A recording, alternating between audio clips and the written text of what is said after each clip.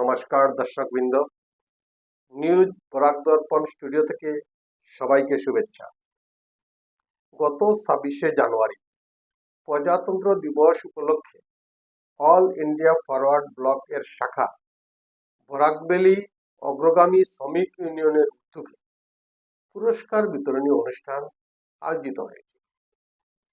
বিগত 23শে জানুয়ারি নেতাজি সুভাষচন্দ্র বোসের 129তম জন্মদিবস উপলক্ষে শতাধিক ছাত্রছাত্রী আর্ট কম্পিটিশনে অংশগ্রহণ করে।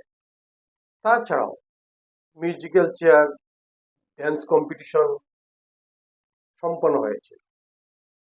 এই মহতী অনুষ্ঠানে সভাপতিত্ব করার জন্য নিউজ বরাক দর্পণের কর্ণধার অর্থাৎ আমাকে সভাপতি পদে আসন গ্রহণ করার জন্য মঞ্চে আমন্ত্রণ জানানো হয় এবং বিশেষ অতিথি হিসাবে শিলচর নেতাজি ফাউন্ডেশনের সভাপতি নিহার রঞ্জন পাল মহাশয়কে মঞ্চে আসন গ্রহণ করার জন্য আহ্বান করা হয়। তারপর শ্রমিক ইউনিয়নের সাধারণ সম্পাদক মিহির নন্দী মহাশয় প্রারম্ভিক ভাষণে অনুষ্ঠানের উদ্দেশ্য ও লক্ষ্য বিস্তারিত তুলে ধরেন।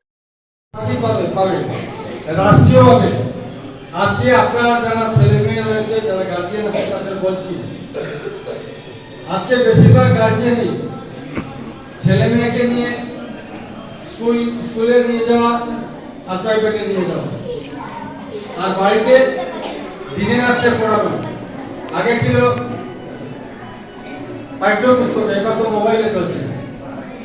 সেইভাবে একটা কচিকাঁচা শিশুকে যন্ত্রতে পরিণত করবেন না, কারণ আজকে যারা বাচ্চারা রয়েছে, আমরা সবাই চলে যাব, গার্জিয়ান যারা আছি আমরা বেশি দিন থাকবো না, কিন্তু রেখে যাব আমাদের স্মৃতি, রেখে যাব আমাদের দেওয়া রাস্তা, যে রাস্তা আমরা পেয়েছি। আমাদের যারা আদর্শ নেতা যারা রয়েছেন, বিশেষভাবে নেতাজি সুভাষচন্দ্র বসু। আমি একটা কথা আপনাদের বলি, আজকে আমরা এখানে যারা আছি, আসামে যারা আছি, আসাম রাজ্যের শিলচরে যারা আছি, আজকের এই সময় যারা উপস্থিত আছেন, তারা মধ্যে অনেকেই হয়তো জানেন না যে আমরা যে আজকে ভারতবর্ষের সঙ্গে আছি, ভারতবর্ষের সঙ্গে যে আজকে শিলচরটা আছে, সেটাও নেতাজির ইতিহাস। নেতাজির কারণে আজকে আমরা ভারতবর্ষের আসাম রাজ্যের শিলচরে বসবাস করছি। অন্যথায় আমরা পাকিস্তানে থাকতাম, আজকে পাকিস্তানে থাকতাম, তাহলে পাকিস্তানের কি অবস্থা আপনারা জানেন, সেখানে রাজনৈতিক সামাজিক পরিস্থিতি কি সেটা জানেন, কিন্তু সেই হিসাবে আমরা ভারতে আছি, আমরা ভাগ্যবান। সেই জন্যই বলছি যে মানুষটার কারণে আজকে আমি আমার পরিবার নিয়ে আমি ভারতবর্ষে আছি, আমি আসামে আছি, আমি শিলচরে আছি, তার ইতিহাসটা জানতে লাগবে, তার ইতিহাসটা শুনতে লাগবে। সেই জন্যই আজকে শুধু প্রাইজ দেওয়ার জন্য যদি হতো, প্রাইজটা দিয়ে দিলে কাজটা শেষ হয়ে যেত, কিন্তু না, আমি ছেড়ে চাইছি না। আমি চাইছি আমরা যতটা পিছনে গেছি ততটা সামনে এগোতে হবে। কিভাবে? আমরা তো পারবো না, আমাদের ছেলে মেয়ে যারা রেখে যাবো, ওরা যাতে আগামী দিনে একটা আদর্শবান ছেলে হতে পারে, একটা আদর্শবান মেয়ে হতে পারে, দেশের স্বার্থে, পরিবারের স্বার্থে, সমাজের স্বার্থে যাতে ওরা কাজ করে। শুধু পড়াশোনা আর তারপরে একটা চাকরি তাদের জীবন সীমিত নয়। আমরাও চাই যে আপনারাও নিশ্চয়ই যাবেন যে আপনাদের ছেলেমেয়েরা বহুমুখী প্রতিভাবান হোক। বহুমুখী প্রতিভাবান হতে গেলে এইভাবে যেহেতু আলোচনা যে সমস্ত জায়গায় হবে, সেখানে বাচ্চাকে নিয়ে যাবেন, জোর করে নিয়ে যাবেন, নিজেরাও শুনবেন, বাচ্চাদেরকেও শোনাবেন। তাহলে কি হবে? বাচ্চাদের চরিত্র গঠন হবে। আগামী দিনে তাদের মধ্যে আজকের যে ভারতবর্ষ, আজকের ভারতবর্ষে আপনারা দেখছেন আর্থিক দিক দিয়ে আমরা অভাবনের মধ্যে রয়েছি। যে ক্ষেত্রে যাবেন, সার্বিক ক্ষেত্রে আমাদের মধ্যে একটা কি হচ্ছে, আজকের জগন্নাথে আমরা দেখছি প্রতিহিংসা, যে আমরা বড় জাত, ছোট জাত, হিন্দু, মুসলিম, বুদ্ধ, খ্রিস্টান ধর্ম নিয়ে আমরা বিভাজিত হয়েছি। সামাজিকভাবে উচ্চবর্ণ নিম্নবর্ণ সেই হিসাবে আমরা বিভাজিত হয়ে যাচ্ছি। কিন্তু এই নেতাজি সুভাষচন্দ্র বসু কোন অবস্থায় দেশের বিভাজন চাননি, রাজ্যের বিভাজন চাননি, মানুষের মধ্যে বিভাজন চাননি।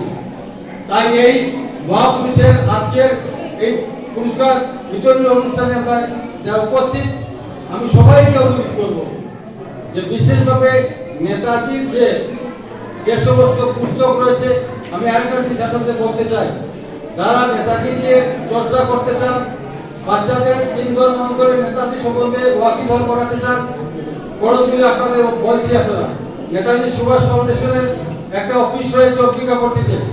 যে অফিসের তত্ত্বাবধানে রয়েছে আমাদের এই যে মাননীয় শব্দ আমাদের নিহারঞ্জন পাল মহাশয়, উনার নিজ রাষ্ট্রীয় হাতে উনি ফ্রিতে একটা লাইব্রেরি করেছেন, নেতাজি লাইব্রেরি বলে। ওইখানে নেতাজির একদম জন্ম থেকে আজ অবধি নেতাজির সমস্ত ইতিহাস, সমস্ত কর্মজীবনী এবং নেতাজি সম্বন্ধে যে সমস্ত পুস্তক পত্রিকা যেগুলো সমাজের স্বার্থে রয়েছে, সমস্ত পুস্তক ওইখানে মজুদ আছে। পয়সা লাগবে না, নিঃশুল্কভাবে আপনারা সেই বইগুলো আনতে পারবেন, নিজেরা পড়তে পারবেন, বাচ্চাদের পড়াতে পারবেন। আপনারা লাইব্রেরিতে সেই বইগুলো পাবেন না, শুধু লাইব্রেরিতে সেই বই পাবেন না। তাই প্রথমে নিজে চর্চা করতে হবে। তাহলে আমি চাই এখানে আপনারা যারা আছেন প্রত্যেকে তারা আমার ছেলেটা একটা বড় হোক, কিন্তু এই বড় হওয়ার মধ্যে আমার ছেলেটা একটা বড় চাকরি বা বেশি করে টাকা উপার্জন করুক সেটা চাইবেন না। চাইবেন যে আমার ছেলে বা মেয়ে আগামী দিনে একটা আদর্শবান ছেলে হবে, আদর্শবান মেয়ে হবে, যে বড় হওয়ার পরে মা বাবাকেও দেখবে, পরিবারকেও দেখবে, পাশাপাশি সমাজের মানুষকেও দেখবে, রাষ্ট্রের মানুষকেও দেখবে, সবাইকে নিয়ে চিন্তা করবে। তাহলে সেই সুসন্তানের জনক বা জননী আজকের যারা গার্জিয়ান তারা হবেন না কেন, সেটাই আমার প্রশ্ন। আমি চাই, আপনারা চাইছেন কিনা, আমি চাই আপনাদের যারা সন্তানরা রয়েছে তারা আগামী দিনে এক একটা শিশু সার্বিকভাবে তারা উন্নতি লাভ করুক, সার্বিকভাবে তাদের উন্নতি হোক, তারা আগামী দিনে সমাজের সমস্ত স্তরের মানুষকে নিয়ে চলা শিখুক, সমস্ত স্তরের মানুষকে নিয়ে তারা বসবাস করার মধ্যে তাদের মধ্যে যোগ্যতা হোক। তাহলে কি হবে, মা বাবা যারা আমরা কৃতজ্ঞ হবেন, মরার পরেও আমরা শান্তি পাবো যে আমার একটা ছেলেকে আমি যে পৃথিবীতে রেখে গেছি, সেই ছেলে আমার নামটা রোশন করবে, আমার পরিবারের নাম রোশন করবে, এবং সঙ্গে সঙ্গে সমাজের নিপীড়িত, শোষিত, বঞ্চিত যারা মানুষ আছে, যারা অবাকা মানুষ আছে, তাদের সাথে কাজ করবে। যাই হোক, এই কথাগুলো বললাম।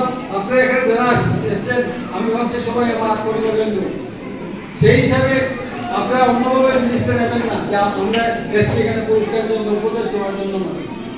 আমি আবার নমস্কার করে বলছি, উপদেশ দিচ্ছি না, আমি অনুরোধ করছি, সাধারণ অনুরোধ নিবেদন রাখছি আপনাদের কাছে। আমার মনের যে কথা সেটা আপনাদের শেয়ার করলাম, আপনারা সেটা উপলব্ধি করার চেষ্টা করবেন এবং সেইভাবে আপনাদের ছেলে মেয়েদের এগিয়ে নিয়ে যাওয়ার জন্য আপনারা চেষ্টা করবেন। আমরা প্রতি বছরই নেতাজি কেন্দ্রিক এইভাবে অনুষ্ঠান করে থাকি। এবার গত বছর যেভাবে করেছিলাম, গতদিন দাদা নিউজ চ্যানেলে দাদা বলেছেন যে বিগত 24-এ যেটা হয়েছিল 25-এ সেটা রেকর্ড ভেঙেছে। আমি দেখছি 25-এ যেটা হবে 26-এ যাতে যদি আমি জীবিত থাকি তাহলে আমার বৃহৎ আকারে বড় আকারে অনুষ্ঠান করা যায়, তার জন্য আমি চেষ্টা করবো। সেই চেষ্টার মধ্যে আপনাদের সার্বিক সহযোগিতা লাগবে, সহযোগিতা লাগবে, তাহলেই আমি করতে পারবো। যাই হোক, তৎসঙ্গে আমি আরেকটা কথা বলছি যে একটু আপনারা অপেক্ষা করুন। গতদিন 23 জানুয়ারিতে যারা উপস্থিত হয়েছিলেন, আমি বাচ্চাদের শুধু চকলেট দিয়েছি, আর কিছু খাওয়াতে পারি। যারা গার্জিয়ান এসছেন শুধু জল দিয়েছি, অন্য কিছু আপনাদের দিতে পারি। আজকে আমাদের সংস্থা আমরা আপনাদের একটা মিষ্টি মুখ করাবো। সেই মিষ্টি আর জলটা এখানে হয়তো 10 কিলোমিটার আছে, পৌঁছার পরে আপনারা সুন্দরভাবে সবাই সেটা গ্রহণ করবেন। কেউ এর মধ্যে যদি কারো মনে করেন যে কেউ পাননি, তাহলে আওয়াজ দেবেন, নিজের পরিবার মনে করে, নিজের অনুষ্ঠান মনে করে, যাতে যারা উপস্থিত ছেলে মেয়ে বাবা গার্জিয়ান যারা আছেন প্রত্যেকেই এই মিষ্টির প্যাকেট এবং জলের বোতলটা আপনারা নিয়ে যাবেন বা খেয়ে যাবেন, সেটাই আমার একটা অনুরোধ থাকলো। এইবার আমি দ্বিতীয় পর্বে চলে এসেছি। দ্বিতীয় পর্বটা হচ্ছে আমাদের আলোচনা সভায় আর যারা এখানে উপস্থিত আছেন দর্শক আসলে যারা বসে আছেন, মা এবং দাদাদের মধ্যে গার্জিয়ান যারা আছেন, তাদের কাছে আমার একটা নির্দেশ যে আপনাদের মধ্যে থেকে আজকের এই অনুষ্ঠানকে নিয়ে বা নেতাজিকে নিয়ে যদি কেউ দু চারটা কথা বলতে চান, অবশ্যই আপনাদের জন্য আমরা অধীর আগ্রহে অপেক্ষা করব। আপনারা শুধু আওয়াজ দিবেন, যদি আপনাদের মধ্যে কেউ থাকেন আমরা আপনাদের বলার জন্য সুযোগ দিচ্ছি।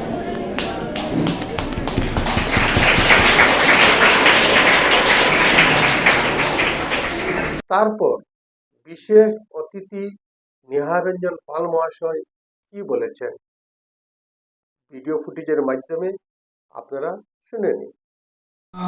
21 তারিখ থেকে অনবরত প্রত্যেক দিন অনেক অনুষ্ঠান করে আমার ব্যবহার খুব ভালো হয়। আমি প্রথমেই আজকের এই সভায় আগত সমস্ত অভিভাবক মাতৃমণ্ডলী এবং এই যে তরুণ প্রাণের প্রজ্ঞরা কিশোর কিশোরীদের অভিনন্দন জানাচ্ছি নেতাজি জয়ন্তীর অনুষ্ঠান। আমি এবছর আমরা প্রত্যেক বছর দূরে পড়ে গেছো, এখান থেকেও যায় আমরা কেন্দ্রীয় নেতাজি জন্মদিবস উদযাপন কমিটি বিভিন্ন স্কুল থেকে মার্চ পাস করে ছেলেমেয়েরা মাঠে যায়। এবছর হয়েছে ইন্ডিয়া ক্লাব, সেখানে আমরা 1500 পুস্তিকা বিলি করেছি। এই পুস্তিকা ভারতবর্ষের মধ্যে পর্যায়ে প্রথম আমি করেছি, যেখানে তোমরা শিলচর, করিমগঞ্জ, হাইলাকান্দি এসব জায়গায় নেতাজি কখন এসেছিলেন, কি বলেছিলেন, এই তথ্যগুলো পাবে। সবার জন্য আমি আনতাম, কিন্তু শর্ট পড়ে গেছে, বুদ্ধি করছি।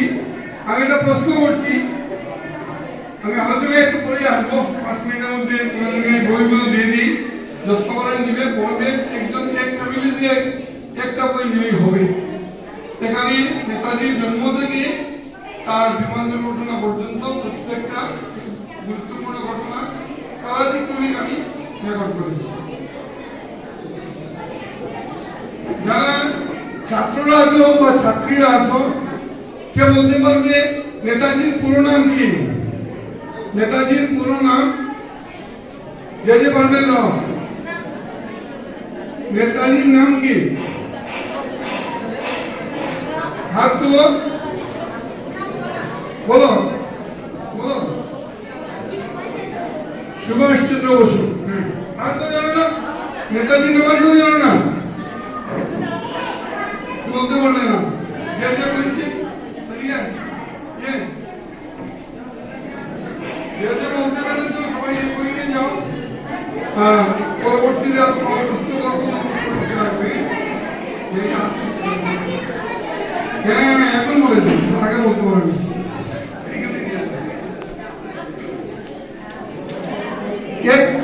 এক পরিবারের 2 ভাই বোন একটাই নিবে, হ্যাঁ, আর পড়াশোনা করবে। কিন্তু আমি পরবর্তী যে কোনো অনুষ্ঠান তরুণ প্রজন্মের কাছে নেতাজির আহ্বান।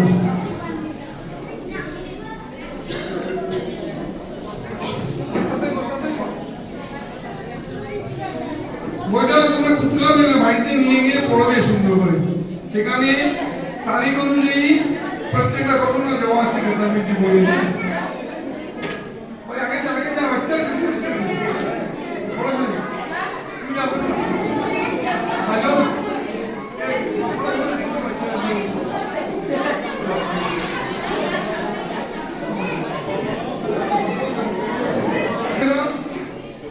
অভিভাবকেরা যদি মনে করেন কোন প্রশ্ন আছে, আমাকেও প্রশ্ন করতে পারেন, আমি উত্তর দিতে পারি। নেতাজি সুভাষচন্দ্র বসু জন্মগ্রহণ করেছেন 1897 সালে 23শে জানুয়ারি দুপুর 12:15। এবছর তার 129তম জন্ম দিবস আমরা পালন করছি। নেতাজি ছোটবেলা খুব মেধাবী ছাত্র ছিলেন। কিভাবে মেধাবী তোমরা জানো, উনি যখন প্রথম যে স্কুলে পড়তেন, স্কুলের নাম ছিল Protestant European school. Protestant European স্কুলে বাংলার কোনো বিষয় ছিল না, ইংরেজি, যেহেতু ইংরেজি মাধ্যম ব্রিটিশদের স্কুল, সাহেবদের ছেলেমেয়েরা ওই স্কুলে যেত। আর জন্ম কোথায়? আজকের যে উড়িষ্যা রাজ্য, উড়িষ্যা বলে, উড়িষ্যা কটক শহরের উড়িয়া বাজারে জন্ম। বাবার নাম জানকীনাথ বসু, মায়ের নাম প্রভাবতী বসু। নেতাজিরা 8 ভাই 6 বোন ছিলেন। সব ছোট ভাই ছিলেন সন্তোষ কুমার বসু, উনি 16 বছর বয়সে মারা যান। তাই তারা 7 ভাই 6 বোন, মানে 13 জন জীবিত ছিলেন। তার মধ্যে মেজদা যিনি শরৎচন্দ্র বসু, উনি অনেক বড় নেতা ছিলেন কংগ্রেসের এবং সুভাষচন্দ্রের সঙ্গে খুবই ঘনিষ্ঠ সম্পর্ক ছিল। বাবার মতো স্নেহ করতেন। তার পড়াশোনাকে আরম্ভ করে স্বদেশ সেবা সব কাজে তিনি সাহায্য করতেন। যে কথা থেকে বলছিলাম, সুভাষচন্দ্র যে প্রথম স্কুলে ছিলেন সেখানে কোনো বাংলা মিডিয়াম সাবজেক্টই ছিল, কিন্তু ব্রিটিশদের স্কুলে প্রথমেই বলা হতো গড সেভ দ্য কিং, মানে ইংরেজি কায়দায় যিশুর উপাসনা হতো। সুভাষচন্দ্রের কিন্তু ভালো লাগলো না, তিনি দেশীয় স্কুলে ভর্তি হলেন। 1909 সালে চতুর্থ শ্রেণীতে ভর্তি হলেন। স্কুলের নাম হলো রেভেনশো কলেজিয়েট স্কুল, উড়িষ্যা। সেই স্কুলটি বর্তমানে বিশ্ববিদ্যালয়ে উন্নীত হয়েছে। রেভেনশো কলেজিয়েট স্কুলে ভর্তি হয়ে তিনি বাংলা নিলেন। বাংলা লিখতে পারতেন না, সহপাঠীরা হাসাহাসি করত যে বাংলা জানেন না। সেই বছরে তিনি পরীক্ষায় কিন্তু বাংলা শিখে, ক্লাস 7-এ উঠে বাংলা শিখে পরীক্ষাতে বাংলাতে তিনি টপ করলেন। শ্রেণীর মধ্যে সবচেয়ে বেশি নম্বর পেলেন সুভাষচন্দ্র বাংলাতে, যে বাংলাটার বিষয় ছিল আগের স্কুলে। তারপর 1913 সালে সেই রেভেনশো কলেজ স্কুল থেকেই ম্যাট্রিক পরীক্ষা দিলেন। ম্যাট্রিকে গোটা বিশ্ববিদ্যালয়, তখন বিশ্ববিদ্যালয়ে ম্যাট্রিক পরীক্ষা হতো, কলকাতা বিশ্ববিদ্যালয়ে তিনি পরিশেষে সভাপতি নিজ ভাষণে নেতাজির আত্মজীবনী নিয়ে কিছু কথা মঞ্চে তুলে ধরার পর পুরস্কার বিতরণী অনুষ্ঠান শুরু করার পরামর্শ দেন। বিস্তারিত পুরস্কার বিতরণী অনুষ্ঠান ভিডিও ফুটেজের মাধ্যমে আপনারা ঘরে বসে অবশ্যই দেখতে পাবেন। আমার এই চ্যানেল যদি ভালো লাগে তবে লাইক, শেয়ার এবং সাবস্ক্রাইব করতে অবশ্যই ভুলবেন না। সবাইকে নমস্কার জানিয়ে বিদায় নিচ্ছি। আজকে এই পুরস্কার বিতরণী অনুষ্ঠানের উদ্যোক্তা বা ব্যবস্থাপনা নেতাজি সুভাষচন্দ্র বসুর হাতে গড়া দল অল ইন্ডিয়া ফরওয়ার্ড ব্লক এবং নেতাজি আদর্শে অনুপ্রেরণায় কাজ করা শ্রমিক সংগঠন বরাকভ্যালি অগ্রগামী নির্মাণ সমিতি ইউনিয়ন, বরাকভ্যালি অগ্রগামী নির্মাণ সমিতি ইউনিয়ন এবং অল ইন্ডিয়া ফরওয়ার্ড ব্লক প্রতি বছরে না এইবারে আমরা নেতাজি জয়ন্তী উদযাপন করেছি এবং 23 জানুয়ারি আমাদের নেতাজি স্মরণের সাথে সাথে ছোটো ছোটো কচিকাটার মধ্যে বিভিন্ন প্রতিযোগিতামূলক অনুষ্ঠান হাতে নিয়েছিলাম, যেমন মিউজিক চেয়ার, ড্যান্স, আর্ট, এই প্রতিযোগিতাগুলো ছিল এবং সেই প্রতিযোগিতায় যারা অংশগ্রহণ করেছে ছেলেমেয়েরা, তাদের আজকে আমরা পুরস্কার বিতরণটা তাদের মধ্যে আমরা করব। তৎসঙ্গে আজকের বিগত 23 তারিখে আমাদের এই অনুষ্ঠানে যে সমস্ত সংস্থা, ব্যক্তি এবং গার্জিয়ান এবং ছেলেমেয়েরা যোগদান করেছিল আজকের এই অনুষ্ঠানে যারা উপস্থিত রয়েছে প্রত্যেককে আমাদের সংস্থার তরফ থেকে, সংগঠনের তরফ থেকে, দলের তরফ থেকে আমি আন্তরিক শুভেচ্ছা এবং সাধুবাদ জানাচ্ছি এবং আশা রাখছি আগন্তুক 2026-এ যখন আবার আমরা নেতাজি স্মরণ করব তখন তাদের সার্বিক সহযোগিতা আমরা পাবো। জয় হিন্দ।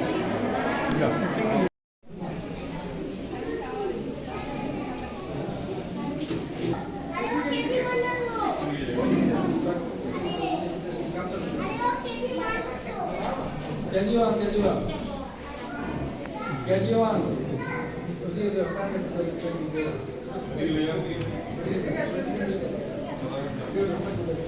তুমি কেন দাদা কেন তুমি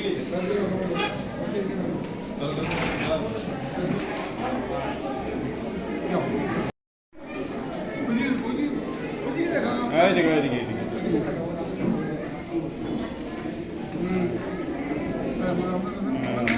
গলা তুমি দাও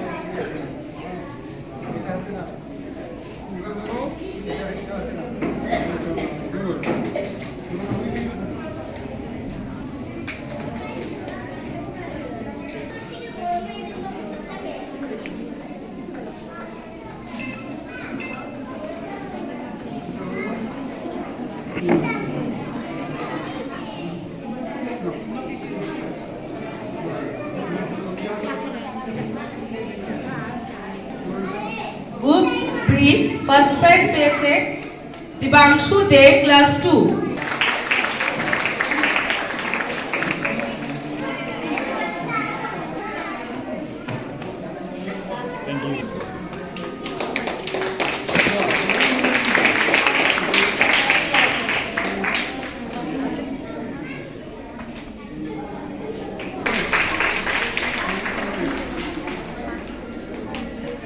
গ্রুপ সি ফার্স্ট প্রাইজ পেয়েছে Chitra Dutta, class 5।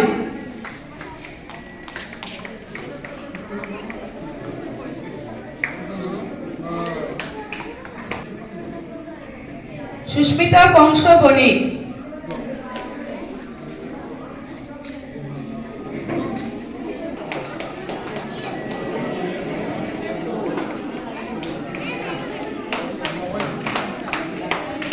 Sugandha Tripathi, class 8, second prize.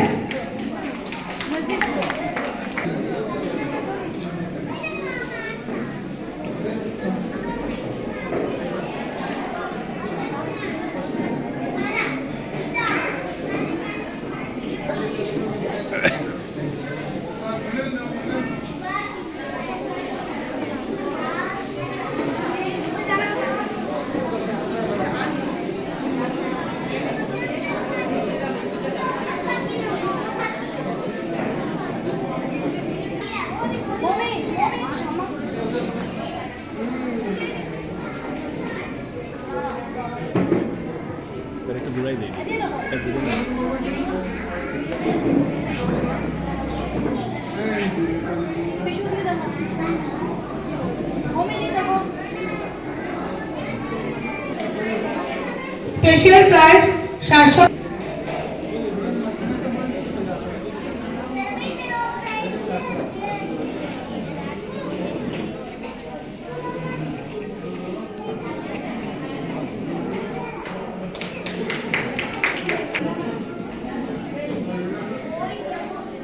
Class 7 art কম্পিটিশনের special prize Rajdeep Chakraborty.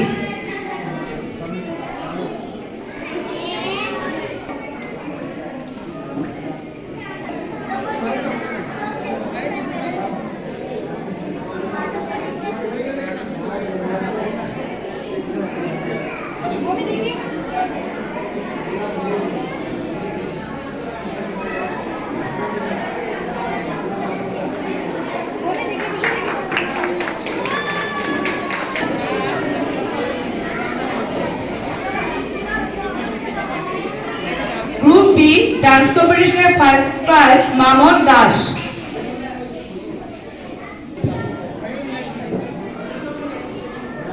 Dance competition group C second prize Sheikh Nasim.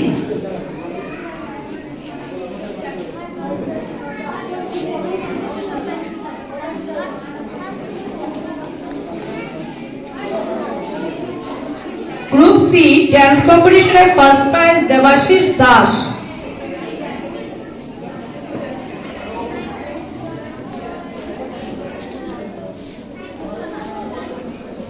Dance কম্পিটিশনের প্রাইজ এখানে সমাপ্ত। Group C first prize Debashis Das.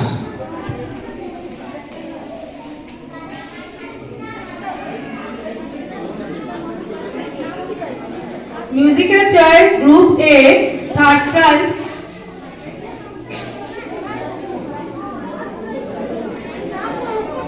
প্রিয়া দেবনাথ।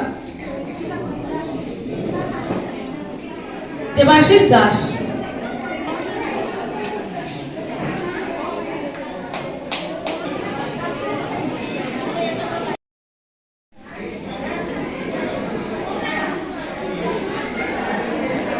বেগম লস্কর।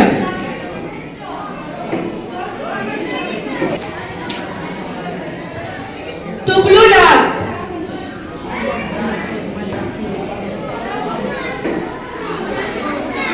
रूही बेगम बड़ुइया।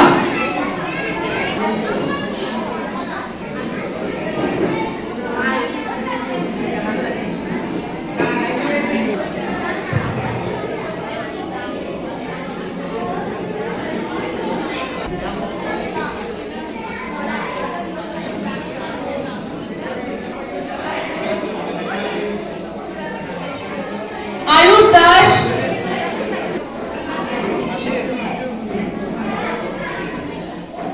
সুরজয় পাল। উসমান গনি লস্কর।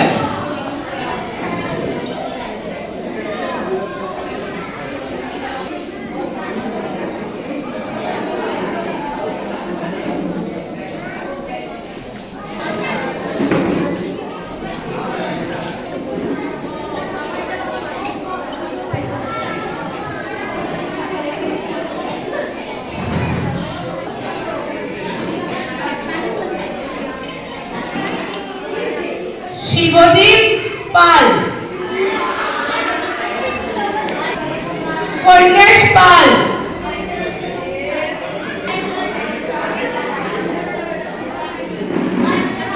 শুভদীপ পাল।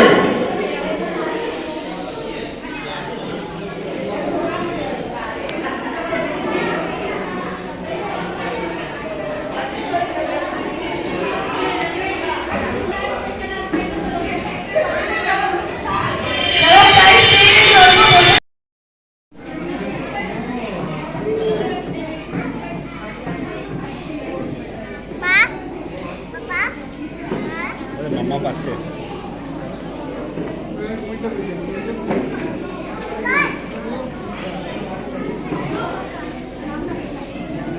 Musical chair group B Sourav রয়।